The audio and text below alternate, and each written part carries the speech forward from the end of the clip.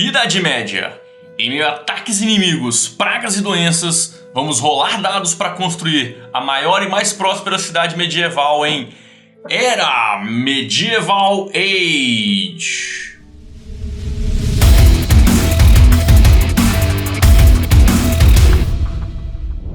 E aí galera, eu sou o Torugo e você está na Mesa Secreta. Era Medieval Age é um jogo lançado em 2019 para 1 a 4 jogadores do autor Matt Leacock.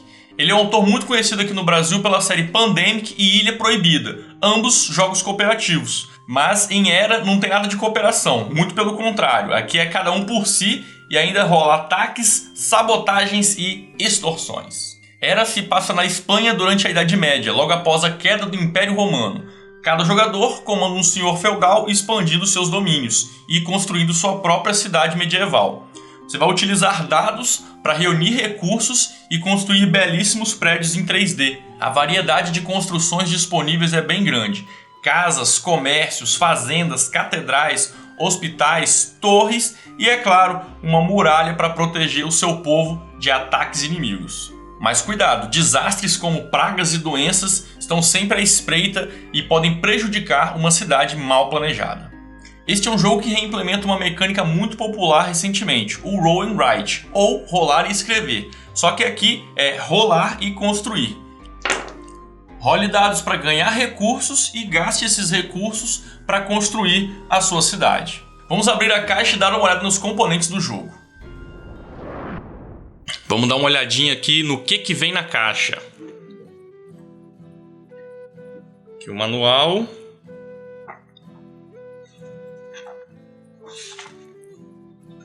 Manual com bastante ilustração. Aqui nós temos o escudo dos jogadores. A gente já tem aqui um resumo aqui de como é que funciona o jogo, né? Isso aqui é um para cada jogador. Temos aqui os dados. De várias cores. A ficha para anotar a pontuação. Que já vem com um insert bacana para guardar as coisas. Então, esses pininhos aqui você vai colocar aqui no seu tabuleiro de jogador para marcar os seus recursos. E aqui nós temos as construções. Aqui temos as catedrais. Aqui são as fazendas. Muralhas para você cercar a sua cidade. E o que vai acontecer? Isso aqui é um mapa. Beleza? E aí o objetivo do jogo é você construir uma cidade aqui nesse mapa. Você vai construir os vários tipos de prédios e vai colocar uma muralha, né? Tipo isso aqui, ó. Aqui é para você marcar os recursos. E aí você vai montando os diferentes tipos de pecinhas aqui, né? As peças elas têm uns encaixezinhos aqui, ó. Tipo Lego. E aí você vai encaixando e vai construindo. E é isso. O jogo... Componentes bem simples, não tem muitas coisas, né? Mas as construções são bem caprichadas. Ó. Bem bacana. Chegou a hora do resumão das regras. Vamos aprender como o jogo funciona.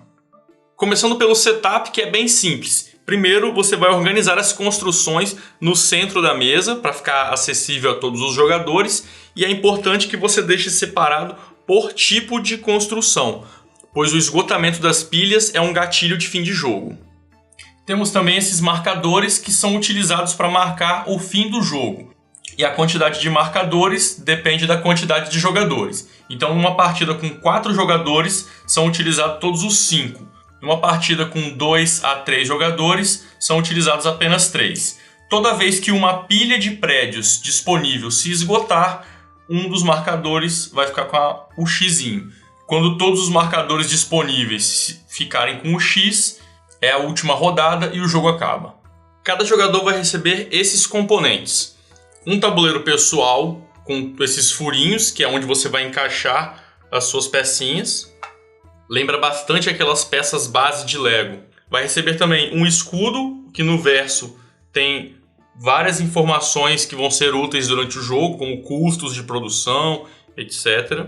Vai receber 6 pinos coloridos para marcar os seus pontos e recursos, bens comerciais, pedra, madeira, comida, cultura e desastres. Há também um pino extra, que é esse pretinho, que ele é usado para marcar as fases do jogo e o first player, que a gente vai falar daqui a pouquinho. Você vai receber também alguns dados, 3 dados amarelos que representam os camponeses e um dado cinza que representa os nobres. E todo mundo também começa com essas peças aqui iguais. Uma torre de guarda, uma fazenda, 2 casinhas e 3 muros de tamanho 4. Aí começa o jogo, todo mundo vai colocar as suas peças aqui, já começa com a cidade montada. A regra é: a torre deve ficar exatamente no centro e as demais peças você monta do jeito que você quiser, de acordo com a sua estratégia. Tudo isso é feito em segredo. Você vai colocar aqui o seu escudo do jogador, todo mundo monta a sua cidade em segredo e aí começa o jogo.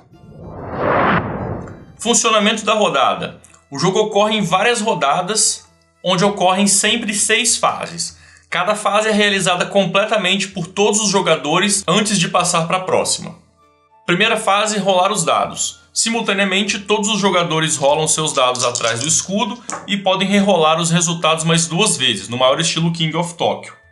Guarde os dados que te interessam e rerole os demais. Se um dos resultados mostrar uma caveirinha, esse dado não pode mais ser rerolado. Apenas vá deixando as caveirinhas de lado por enquanto, o resto você pode rerolar até 2 vezes. Segunda fase, coletar. Colete todos os recursos mostrados nos dados. Simples assim. Você também coleta os recursos mostrados nos dados com a caveira, mas não anda na trilha de caveira, elas serão ativadas daqui a pouco. Então, 2 pedras, 3 comidas, 1 bem de troca. Aqui no dado da caveira está mostrando uma madeira, uma caveira e um martelo. Por enquanto, marca só a madeira. O restante vai ser falado mais para frente. Nessa fase, você também recebe recursos que foram gerados por prédios. No início, todo mundo começa com uma fazenda. Cada fazenda te dá uma comida. Então, mais uma comida aqui. Terceira fase, alimentar. Aqui você deve pagar 1 de comida para cada dado que você possua. Então, 4 dados, 4 comidas. Se você não tiver comida suficiente, você terá que avançar aqui na trilha do desastre. 2 pontos por comida faltante. A trilha do desastre são pontos negativos no fim do jogo. Quarta fase, desastres. Agora é a hora de ativar os dados com caveira. Dependendo da quantidade de caveiras que você tirou nos dados, você vai sofrer um desastre diferente. Aqui no escudo do jogador tem uma tabelinha que fala quais são os desastres que vão acontecer. No geral, são coisas ruins onde você irá perder recursos ou até prédios, revoltas, doenças, incêndios. Um desastre que você tem que ficar sempre de olho é a doença, porque nela, para cada construção que esteja encostando uma na outra, você irá avançar na trilha de desastres, 1 ponto. Você vai perder pontos no fim do jogo. Então, nesse exemplo aqui, não tem nenhuma construção encostando uma na outra. Você ignora os muros, somente as construções entram nessa contagem de prédios encostando. Se tivesse nessa configuração uma casinha colada na outra, você iria perder 2 pontos caso saísse o desastre doença. As torres de guarda também não entram na contagem de edifícios adjacentes, pois elas são contadas como muralhas, né? Como se a torre ela já tem um muro ao redor de si. Bom, ainda sobre os desastres, a maioria vai te afetar, vai ser coisa negativa para a sua cidade, mas tem 2 deles que afetam os seus oponentes. Com 3 caveiras, a traição, você vai entregar um entulho para cada um dos seus oponentes. Eles vão ter que colocar esse entulho em algum lugar no seu domínio, fora da muralha. Então, nesse exemplo, ele não tem nenhuma muralha fechada ainda, então ele pode colocar em qualquer lugar.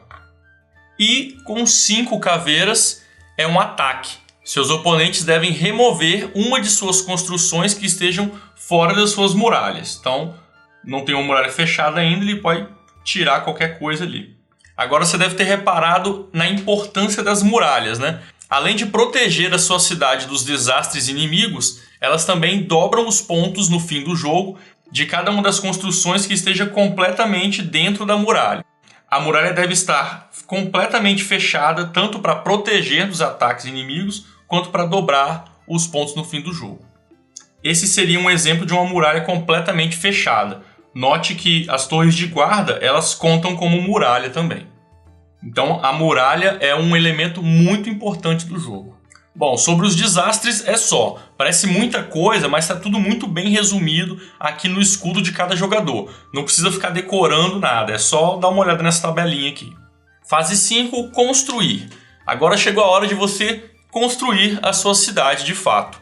Para cada martelinho nos seus dados, você tem direito a construir um prédio ou uma muralha.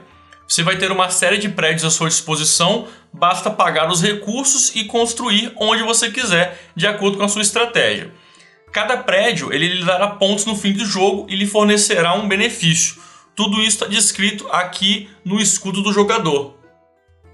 Aqui os tipos de prédios, o formato dele, o custo, os pontos que ele dá no fim do jogo e o efeito. Cada um tem algum tipo de efeito.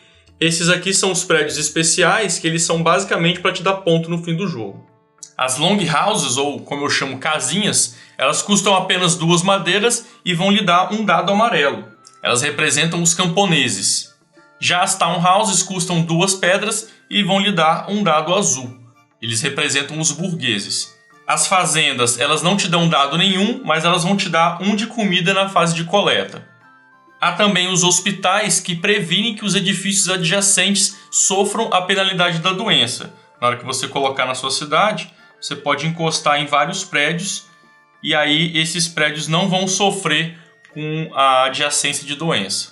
Enfim, é uma série de edifícios, cada um com seu custo e o seu benefício. Todos eles fornecem pontos no fim do jogo, basta consultar aqui a tabelinha.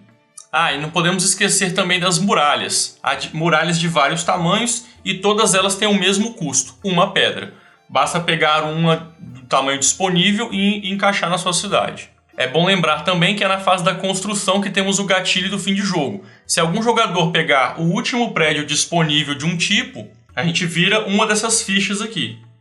Se todas as fichas ficarem com o xizinho, é o indicativo da última rodada do jogo. Fase 6, extorsão. Essa é a última fase do round e é o momento em que os nobres pegam suas armas e vão extorquir seus oponentes mais fracos. Isso é feito comparando os dados com espadas e escudos. São os dados cinzas dos nobres. Nesses dados nós temos espadas de 1 a 3 e também escudos. 4 escudos.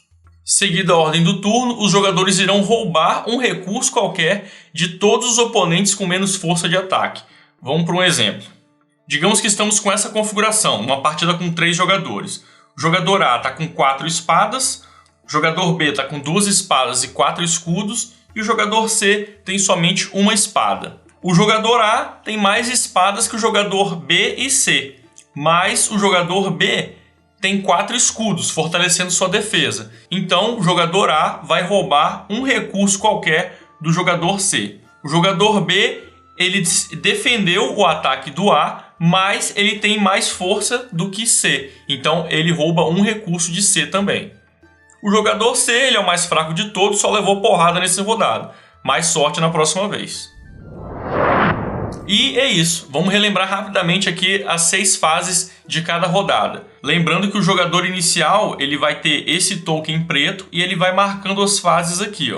Primeira fase, role os dados até 3 vezes, segura a caveirinha. Fase 2, coleta os recursos que estão mostrados aqui nos dados. Fase 3, paga comida, 1 comida para cada dado. Fase 4, sofra os desastres das caveirinhas, olhando na tabelinha do escudo. Fase 5, gaste recursos para construir a sua cidade.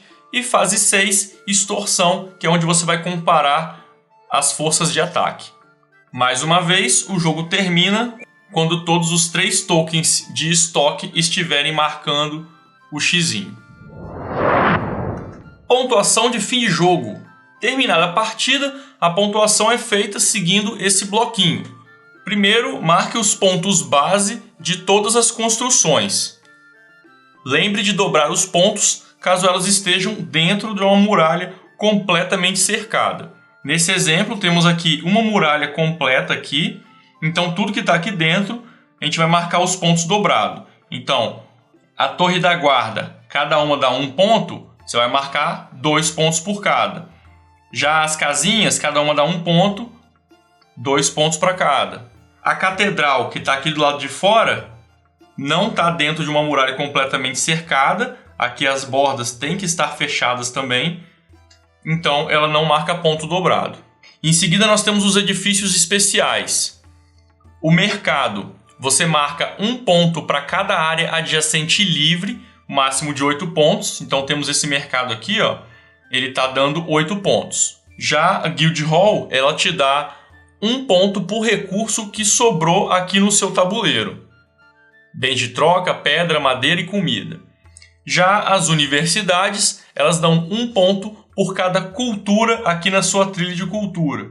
Se tivesse aqui nessa configuração, por exemplo, está marcando 10, então a universidade ela já te dá 10 pontos. E a catedral ela dá um ponto por cada dado que você possua.